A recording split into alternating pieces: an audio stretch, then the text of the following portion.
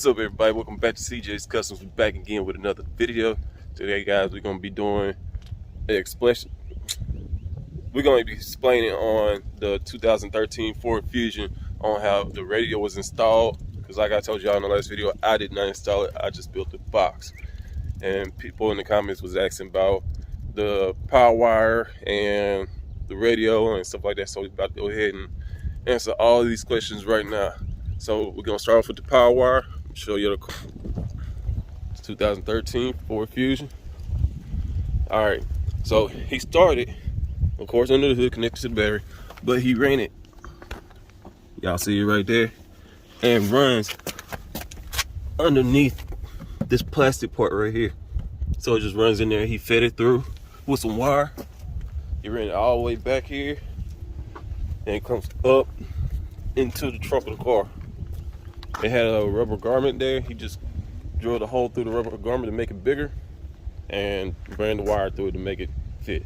See, actually, if they get the regular 0 gauge wire, they probably won't even have to widen that hole out because it's smaller. See, I got the oversized 0 gauge. Okay. So mine's a little bigger than a regular 0 gauge. So if they got regular 0 gauge, it should just fit right through that. They won't have to drill anything. Okay. Yeah, y'all heard that. So regular 0 gauge, then it should fit fine. But here's the radio, and I'm gonna let him explain it more. It's the aftermarket radio. So I'm about to go ahead and get into that part and let him start explaining everything about it. All right. Basically, this is the old piece right here. This is what comes out the car. It was a little 4.7, I think it was. So when I had bought the new one, it came with the whole front plate. This right here is the whole screen. The only thing I had to do was you got to take this back piece right here. All this right here is the part of the factory radio that comes with it. So you'll take this back piece off, which just has these little torque screws right here. You take all those torque screws off, and this back piece comes off. You just take it off the old one, you set it on your new one, and bolt it down.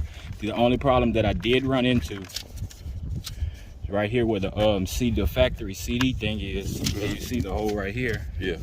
Where the CD goes in.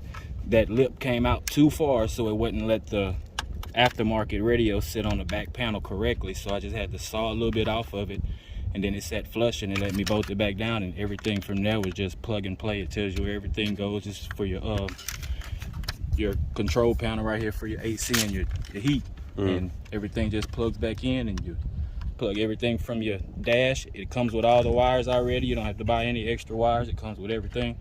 You just plug everything in and bolt it back in your dash, and you're good to go. All right. So that's just a base knob right there, right? That's yeah, just this a right base here is knob. just the base knob. So that don't come with the radio. No. All right. That's the base knob for my amp. I just mounted it right there instead of drilling holes. I just got some little Velcro. Yeah, it stays right there. Okay. So, all right, now for your steering wheel volume control, like for your interface, It comes with all that. So you didn't have to program anything? I didn't have to program anything. I plugged everything in, and all my controls on my steering wheel still work. Everything worked perfectly. And did yours come with the backup camera? Yeah, it did come with the backup camera. It was part of the radio, so I just ran all those wires. So you didn't have to cut no splice into anything or anything. Everything was just plug and play. Everything was plug and play. See, we got Hold on, we got to go on the other side right quick.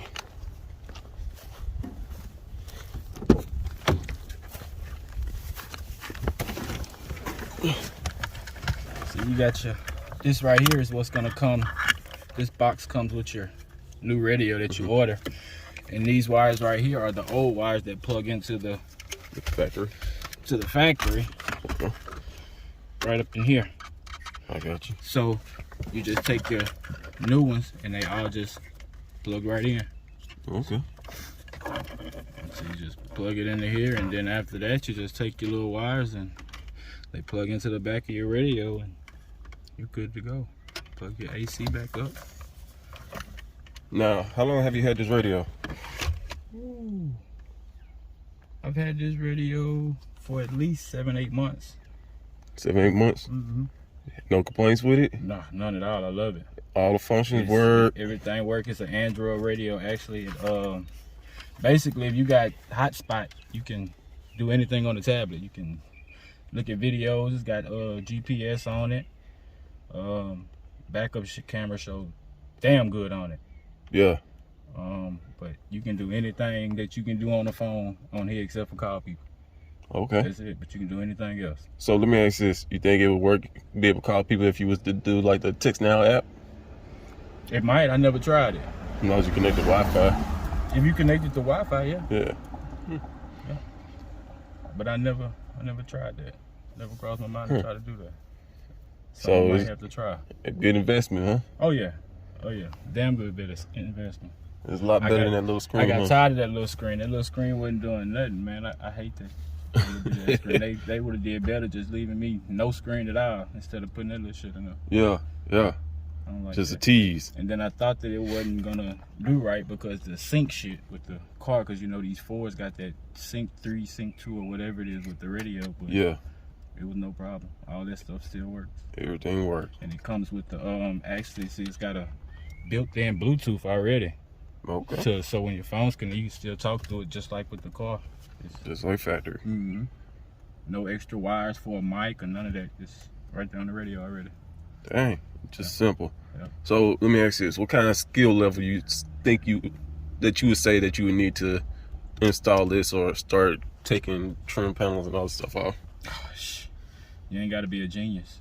Long as you can just take some screws out and remember where they go. And like I say, everything else is So let me ask you this different question. sizes, so you can't plug them in the wrong place. So without the proper tools to pop the trim panel off, you can just use a butter knife and get it off, right? Oh, the trim panel. As you see, I got the trim panel off with this. Right there. This is what I took my trim panel off. It's just snaps. See, you got this. You got these snaps right here. That's all it is. And pop one of them out, and the rest of them, they just Start pop coming off. along Just with it. rub your hand around it, and they'll just pop right off. It's nothing to it. Just be careful. Don't pull them at an angle. Just try to pull them straight out so you won't break these. Because then you break them, you're going to have sloppiness. Yeah. And I don't think nobody wants that. Oh, nah, man. So everything's just simple as could be. Ain't nothing difficult about it at all. Nothing at all. So guys, y'all see everything. If you have any basic knowledge of a radio system, you can hook this up.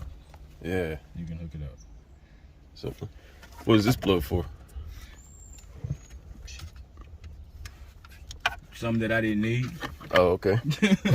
Okay, cool. Yeah, that was for something. Because people be like, you know, what's this one for? Yeah, you know how when you buy some of the installed kits from the Walmart and stuff, some of them you need, some of them you don't use. Because that was one of them that you're not going to use. Well, at least I didn't have to use it. Right. You know, because I think from 2012 to 16 or 13 to 16 or something like that, they should be pretty much all the same.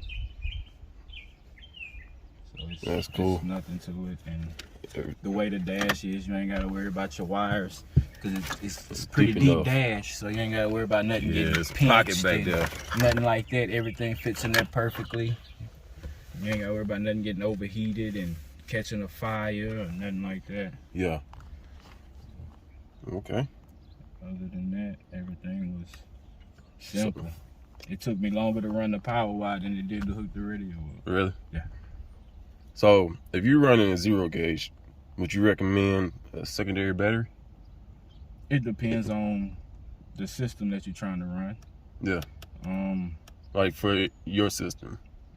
For mine, I haven't seen the need yet to get an extra battery because when it hits, I don't have no dimming of the lights or anything like that. But if that would ever happen, then yeah, I would get a secondary battery. But I haven't had the need to get one yet. Yeah. Okay. Because like I said, I haven't had any. My alternator's pretty good, I guess, because I ain't had any dimming of the lights when it hits.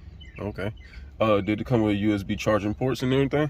Oh yeah, actually it came with a couple of them. It came with this one right here, and like I said, they all different sizes, so you cannot plug them into the wrong spot. It came with that one. It came with 2 USB ports actually. Okay. So you can. I actually had one plugged up for to charge my phone because my cigarette lighter had messed up. Yeah. So it was charging the phone.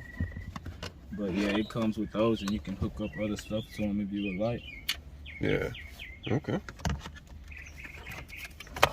Yeah, I think that's pretty much everything. Pretty much self-explanatory. Plug. Snap everything where it go.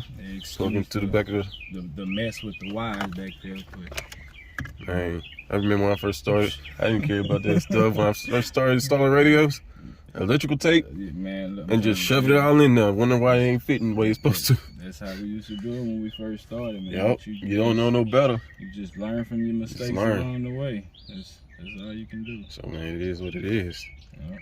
Like I've seen some bad stuff. People cutting wire harnesses off I've seen it, man. And everything, man. That's the worst thing you can do, man. You Crazy. causing more problems when you cut your dash wires instead of going to Walmart spending $13 on a wire kit. You just plug it in and go. So you cut your wires, you gotta find where this wire goes and where that wire goes, and then it's just gonna cause more problems in the long run. So just spend the $13 and do it right. Yeah. But guys, I guess that's it, man. It's pretty much self-explanatory.